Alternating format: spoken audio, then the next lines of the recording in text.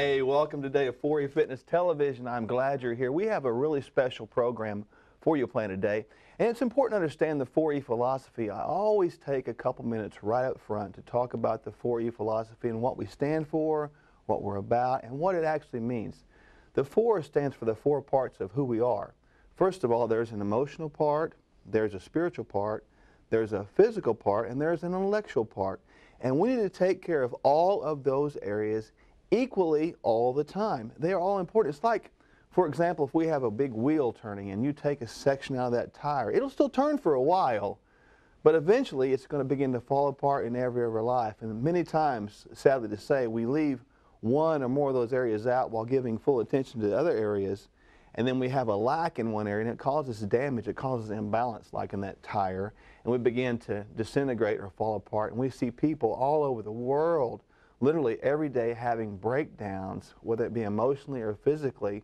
And it's sad, with the obesity rates climbing as they are, it is time we take charge of our life and begin to take charge of these 4 areas, because God expects and wants us to be careful stewards of the physical bodies we have, just as well as the minds we have. He wants us to take care of those things every single day. And that's what we do at 4E. We teach people not only how to be physically well, but how to be intellectually well, emotionally well, and most of all, we all want to be spiritually well. So that's what 4E is about. The E stands for forever, because it's not about just some temporary change. We're talking about a life change. And in my case, we're talking about an eternal change. Man, I tell you, I want to encourage you to give attention to those 4 areas every day. Get on our website, check it out, and we have some tools and helps for you to do that, because it's very important to take care of all of those areas at the same time. Now, today, I am really excited because I have a longtime friend with me here. He is a guest. He's my friend. We like to say we are brothers from different mothers. And I tell you what, I'm so excited to have him here today. My guest today, he's actually based right now out of Houston, Texas, and I'll let him tell you more about his life and where he's come from. My guest today is Mr. Ken Zachary. So, Ken, I'm glad you're here today. I tell you what, the amazing thing about Zach, and I call him Zach, he's my friend. We've known each other probably 15 to 20 years now. We've been through so much together. Zach, I've got to give you a little background here. I can brag on him. He's my friend, but he's one of these guys, one of the rare people in the entire history of the world that played in the National Football League. He is the actual real deal. He was a running back for a couple of different teams. I'll let him tell you more about that. And he still holds the world record in the 60-yard dash. But despite all these athletic achievements, you know, Ken has used his abilities to glorify God. And today, just before he begins to share his life, I want to talk to you specifically, and Ken, you can join in with this too, about a passage we have here, and I'll read it to you real quick, and it's found in Mark 14, verse 3 through 9. And it's a well-known passage, and I'm just going to read to you this very quickly here, beginning in verse 3 of Mark chapter 14.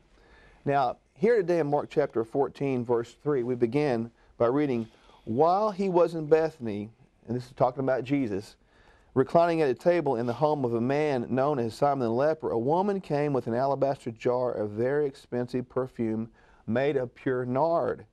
She broke the jar and poured the perfume on his head.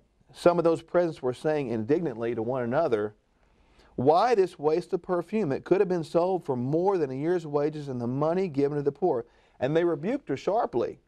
'Leave her alone,' said Jesus. 'Why are you bothering her? She has done a beautiful thing to me. The poor you will always have with you, and you can help them at any time you want, but you will not always have me.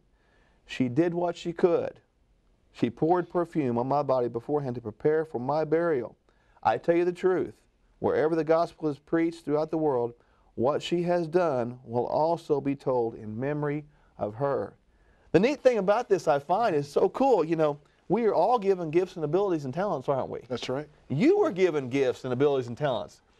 I want you very quickly, as we proceed into this passage, to tell everyone your background athletically, because I'm impressed with that because I'm a sports fan.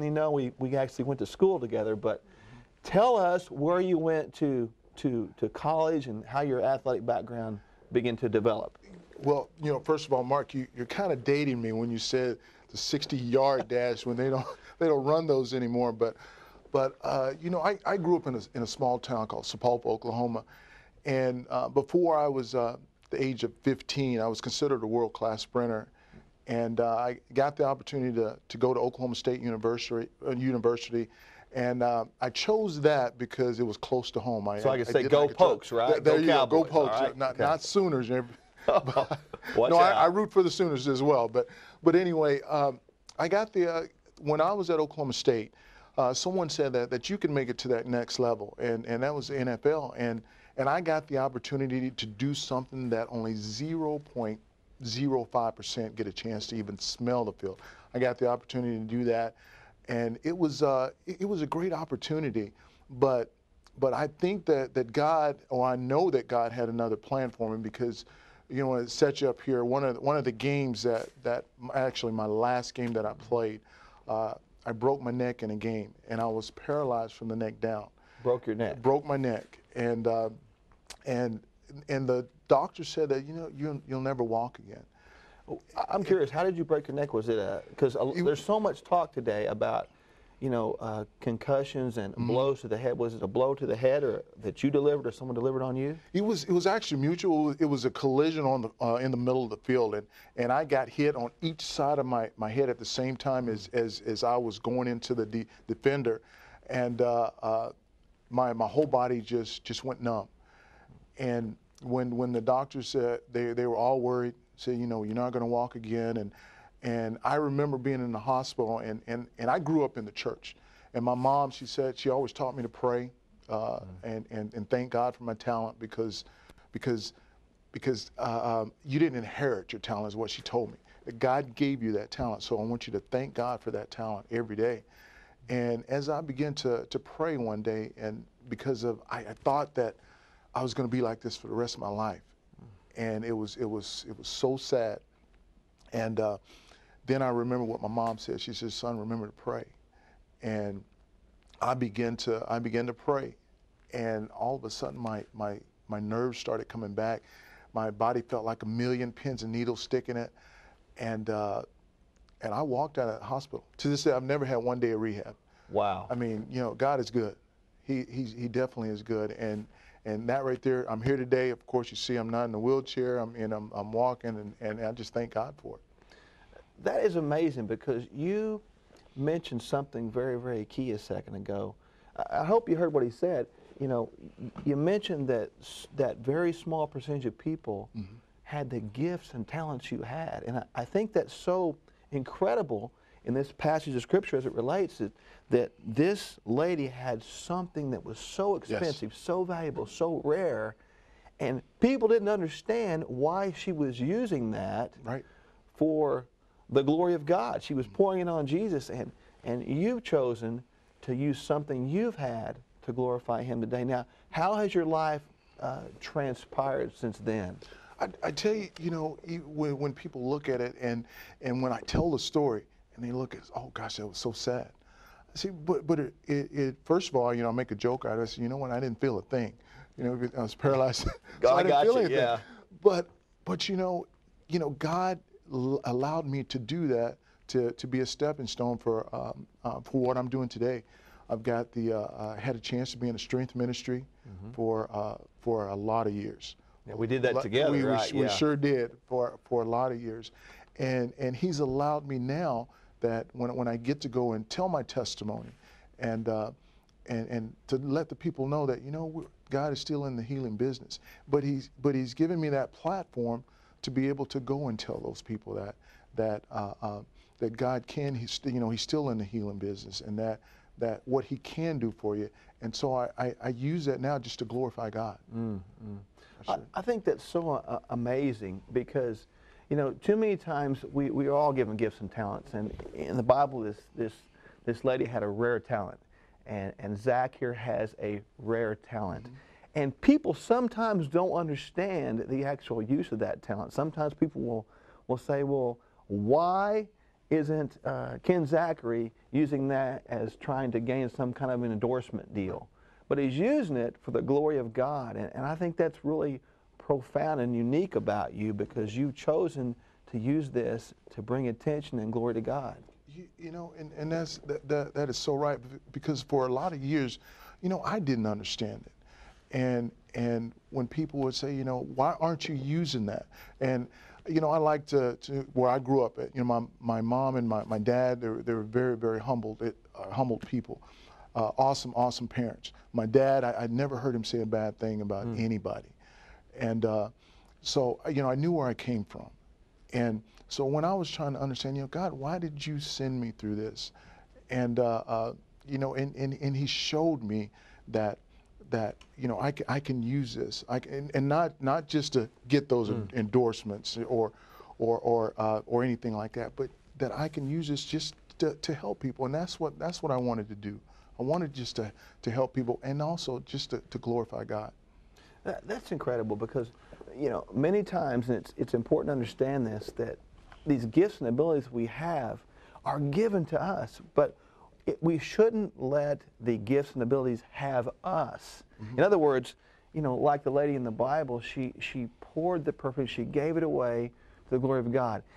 If she would have held back and been prideful, looking for more wealth, she would have had that, but yet that wealth would not have been increased. And she is remembered in the Bible because of giving away the gifts she had and giving away sacrificially out of worship and adoration to God. And, you know, many times you could have used your gifts and the talents to gain wealth and money, but instead those gifts and talents you have, they didn't have you. No, they didn't. So you gave them away, and now look at what you're doing. It's amazing. See, you know, the Bible tells us now that pride goes before the fall. And even though when someone had said that you could make it to that next level, and I began to work out, and even work out even harder, if you will, but I kind of took that a little personal, because at that particular time I was very shy. You know, if you were to tell me that I was going, I was shy. It was hard for me to even talk to one person, but when that actually working out, it almost became my God, because I wanted to make it to the next level, even though I was still, you know, this good kid. You know, to this day, I've never smoked, I've never drank, I've never done drugs. You know, I mean, you the same. Yeah. You know, but that actually almost became my God at working out. I wanted to make it to that next level, but I believe that God allowed me to get injured to save my life, because you know, something even happened before when I was laying there paralyzed.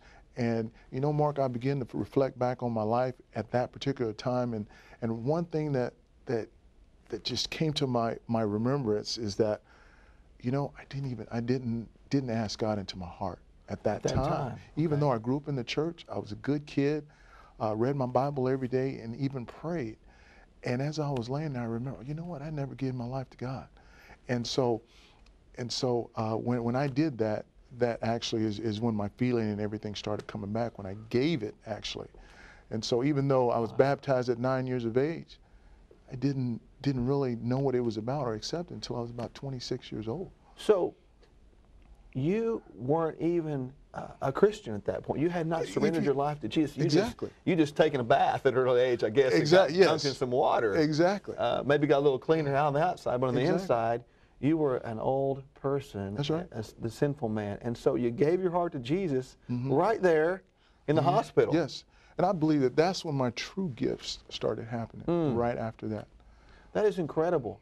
You know, it's important to understand today that, you know, in all this big world, we are so blessed and so rich, and yet we sometimes really get the flawed idea that these riches and wealth are ours, and we are just stewards of these gifts, these resources we have. And it's important to us to always understand the source of the resource. Not just that the resources we have, they come from our hard work. It's not because of us. It's because of the glory of God. And if we worship God in everything we do and everything we say with our resources, He becomes our true source of our happiness, our joy. Now you're preaching the Word all over the world. Oh my gosh. Like I said, this right here is something that I never ever dreamed of. And as a matter of fact, I ran away from that at 14 years old. My pastor the church that I grew up in. He said, you know what, brother, when are you going to start preaching? I said, that's not going to happen. I'm not going to do that. And every time, even when I left for Oklahoma State and came back, I would come back to go to church, and he said, okay, brother, when are you going to start preaching? I said, that's not going to happen. It's not going to happen. That's not for me. I'm not going to do it. But you know what God did? He had another plan for me. Mm-hmm. And I get to travel the world and just spreading the good news. And I love it. What is your website? I want you to look in the camera and tell everybody your website, because I want you to look this guy up. I'm telling you that you've got to check him out. This is Ken, and he's the real deal, and he will do you a wonderful servant's heart work. So what is your website? My website is www.radicalturnministries.com. That's www.radicalturnministries.com, and it'll give you all kind of information on what I'm doing, where I'm at, and just about the ministry itself. Mm-hmm. Well, I want you to understand, that get on there and check it out. Ken and I, Zach and I have been friends for a long, long time. We've been through a lot of stuff together, and I'm telling you, he is the real deal. And it's time. I love the name of the ministry, Radical Turn. It's time we do a radical turn and return to our first love. Return to our love of the source of all of our resources. Amen. It's time to do that radical turn today. We need to do it, folks, because we don't have time to not have time anymore. Jesus is coming back, and I'm ready. Are you ready? I hope you are. It's time to really get down to the basics of loving God with everything we have, with all of our gifts, talents, and abilities. You know what? It's time right now. We're going to go for our wellness tip of the day, and I hope you enjoy that.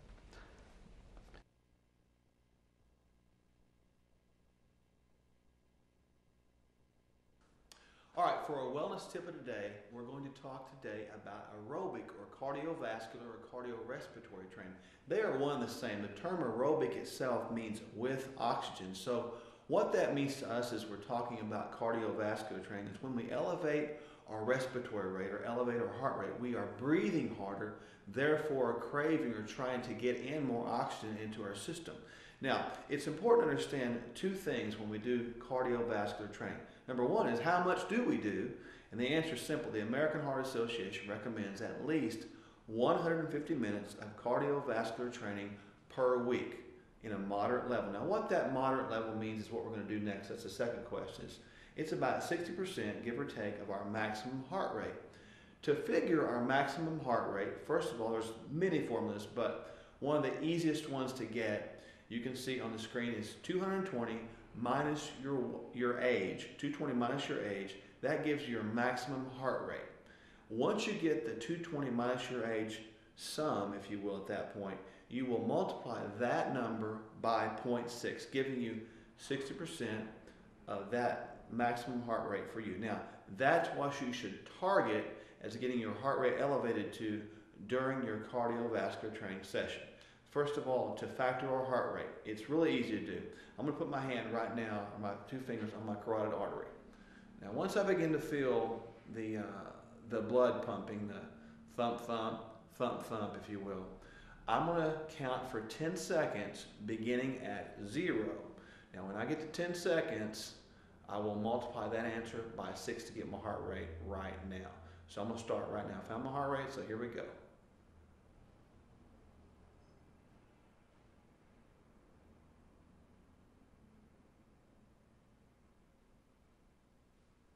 Okay, I got to the number 10 at 10 seconds. So I'd multiply that times 6, giving a total of 60. So obviously that's my respiratory rate right now. I'm going to try to elevate that to around 60% of my maximum heart rate, which I know by experience is around the 120 mark.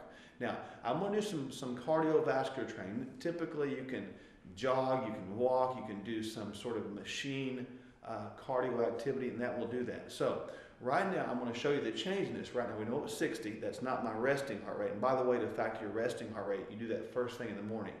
Since I'm on television now, it's not my true resting heart rate. You multiply that or subtract about 10 from that. So it's probably 48, 50 is about my resting heart rate. So right now it's 60. So watch what happens after I do about a minute or two of cardio training. So I'm going to jog in place right now. So here we go, I'm jogging in place. I'm gonna jog in place just like this in one spot for about 1 minute. And if I want to change the intensity, obviously, I'm going to lift my legs a little higher and go a little faster. I could do jumping jacks, I could do jumping lunges, I could do squat jumps, whatever the case may be, but I'm going to do this. And as you can see, I'm having a little more difficult time speaking with you. I'm wanting to breathe more. My need for oxygen is increasing. So as I continue to do this, I know by experience my heart rate is being elevated right now. Keeping in mind this is the type of activity you're going to do for 150 minutes through the week. Not all at once. You can do it in 10-minute sections if you will. So I'm still hard at it. I'm still doing my jogging in place right now. Still trying to raise my heart rate very quickly to show you what that means. All right, feel my heart rate up there right now. So I'm going to stop right now. I'm going to find my heart rate again on my carotid artery. Start at 0, count for 10 seconds.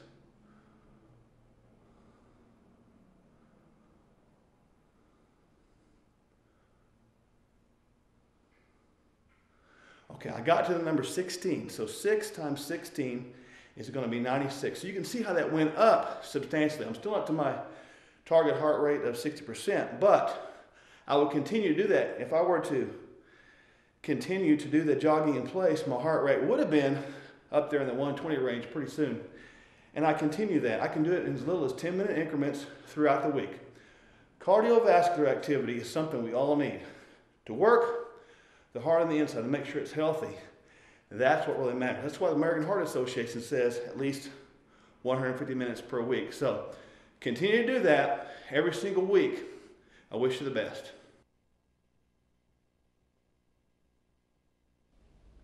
And yeah, it's time to get active. Every person can do the most basic activity. As a matter of fact, some of the most basic activity that I recommend is the easiest. Just walk. Just walk. Some practical things you can do is when you go shopping, park in a parking spot away from the front door. Don't park right up front. It'll do two things. It'll make you walk farther and it'll save you some door dings, all right? So there's a couple practical things you can do with that. When you're in a building with 2 stories, walk up the stairs, or 3 stories. Don't get on the elevator. Walk up the stairs.